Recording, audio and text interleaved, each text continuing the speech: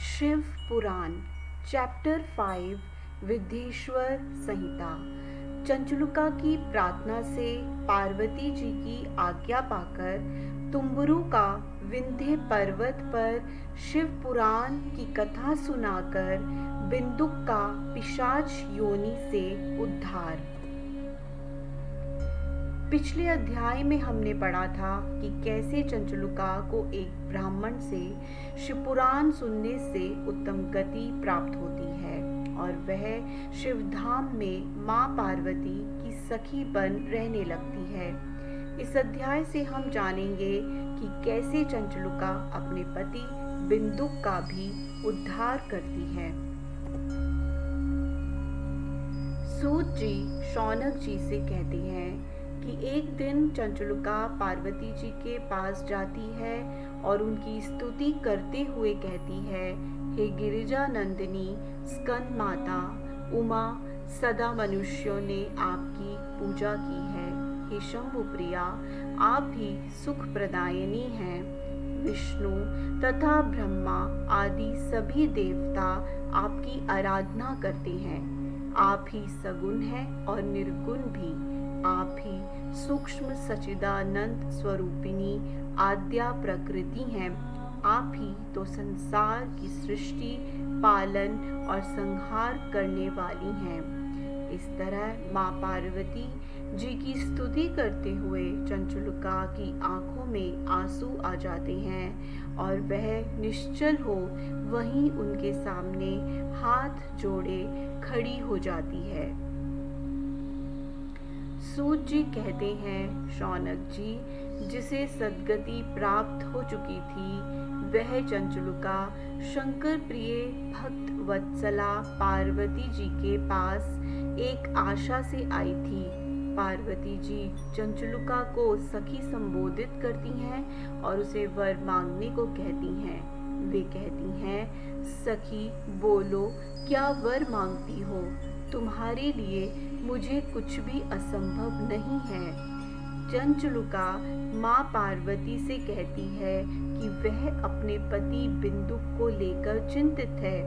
वह जानना चाहती है कि वह कहाँ होगा। वह अपने पति से संयुक्त होने की कामना करती है।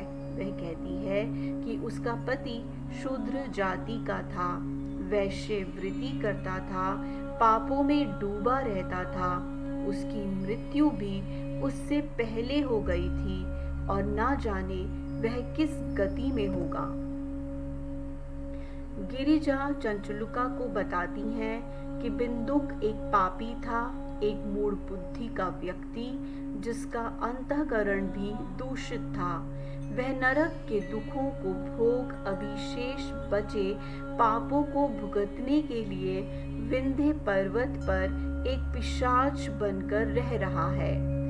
चंचुलुका यह जानकर बहुत दुखी होती है और वह माँ से उस पर एक कृपा करने का अनुरोध करती है।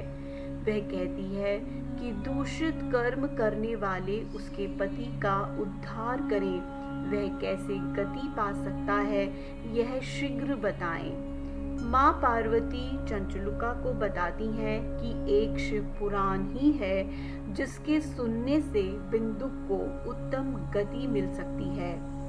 चंचुलुका माँ गौरा से आग्रह करती है कि उसके पति के समस्त पापों की शुद्धि और गति के लिए वह शिव पुराण सुनाने का प्रबंध कर दे। चंचुलुका की विनय पर माँ पार्वती भगवान शिव की कीर्ति का गुणगान करने वाले गंधर्वराज तुम्बुरु को बुलाती हैं। माँ तुम्बुरु को भगवान शिव में प्रीति रखने वाले संबोधित करती हैं। वह बताती हैं कि किस तरह तुम्बुरु उनके भी मन की बात जानकर उनके कार्यों को सिद्ध करने में उत्कृष्ट रहते हैं। वह तुम्बुरु को चंचुलुका के साथ विंध्य पर्वत पर जाने को कहती हैं। माँ तुम्बुरु को बताती हैं कि चंचुलुका का पति अपने पिछले जन्म में किए पापों की सजा भुगतने के लिए पिशाच योनि में वहां रह रहा है। बिंदुक के पाप कर्मों का ब्यौरा देकर वह तुम्बरु से उसे शिव पुराण की कथा व वाचन करने को कहती हैं। वे कहती हैं कि शिव पुराण को सुनकर बिंदुक पाप कर्मों से शीघ्र ही मुक्त हो जाएगा और प्रेत योनि का परित्याग कर देगा। बिंदुक की दुर्गति से मुक्त हो जाने पर तुम्बरु उसे विमान से शिवलोक ले आए। माँ पार्वती की आज्ञा पाकर तुम्बरु, जो भगवान नारद मुनि के परम मित्र भी हैं, चंचुलुका के साथ विंध्य पर्वत को चले जाते हैं, जहाँ वे बिंदुक को पिशाच के रूप में देखते हैं। वह विशाल आकृति वाला है, उसकी ठोड़ी बहुत बड़ी है, वह कभी हंसता, कभी रोता और कभी उछलता है। भगवान शिव की कीर्ति का गुणगान करने वाले तुम्बरु उस विशाल पिशाच को बांध लेते हैं।